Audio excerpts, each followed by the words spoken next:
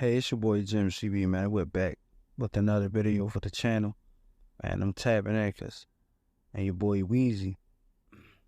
Dope artist, dope individual. I respect everything Weezy has done for the game. Um, Weezy, aka Lil Wayne, aka Lil Tunchi, aka Dwayne Michael Carter. Respect everything you done from the game for the game. Um, Respect what you still do on features. I understand that your run and your wave and your light was dimmed and halted by the situation that you went through with Cash Money and Birdman and things like that when when y'all was going through y'all issues, um, and how that not being able to drop music for a while, it stopped your grind a bit. Um, Respect to Drake, Nicki, Tiger, and the whole Young Money camp for carrying that legacy, especially Drake and Nicki. But we ain't here today for all that. We know what Wayne do. We know what Wayne bring to the table. We know how dope Wayne is. Wayne did his somewhere along the line with Genius and such. He dropped his GOAT list, right? Missy's on it, Jay-Z's on it, UGK's on it, Biggie's on it, and Goodie Mob on it. That's his GOAT list, right? Now, when we looking at Wayne, we're looking at his career, and we hear the testimonies that BG had, Turk had, Juvie, Baby himself. In the studio, he always idolized.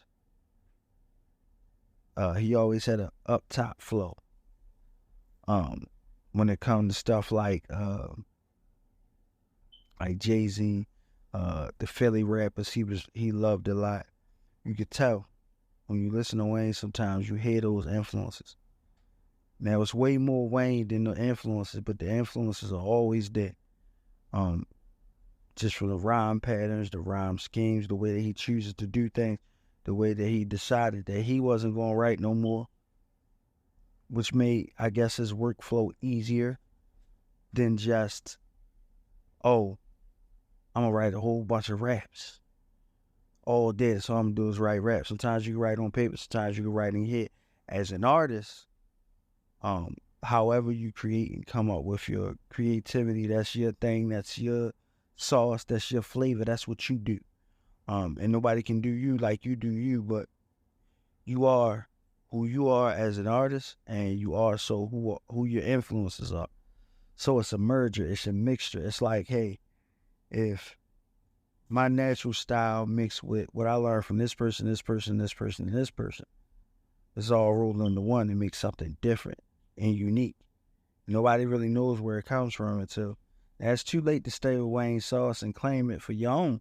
So at this point, almost 30 years in the game, because he was doing this thing since 92, 93, when he started with Cash Money as a child. So being that good for that long and stamping your legacy and legitimizing it over all these years, can't nobody really steal your flavor. Yo, it's yours now. So now you can kind of let out some of the little secrets that make you you. Make your musical style your musical style. But, even then, every time you make music, it's always new influences because you're inspired by the world around you. So I just wanted to say, man, shout out to Weezy. And I respect that GOAT list because it's your GOAT list. And a few of those legends, I rocks with. Actually, I love them all. But here's the thing with me. I'm never going to do a GOAT list, a top 5, a top 10, top 15. Because, to be honest, I listened to almost everything growing up. But I have my favorites.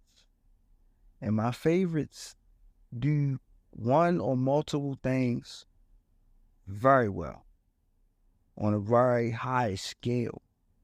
And my life experiences help me to relate more to those certain individuals, but it doesn't take away from the rest of the game. And I think that's a divisive tactic when you're like, oh, my top 5 is this, my top 5 is that. So you feel like you got to downplay one artist's greatness to respect another. And, or you just keep it simple, man. These are my top 5. That's what I'm rocking with. Like how Weezy did. It's cool, man. But for somebody else's top five to have a top five and you find out who those top five are, it's pretty cool and interesting. Cause you like if your top five is Wayne, but one of Wayne's top five is Jay, right?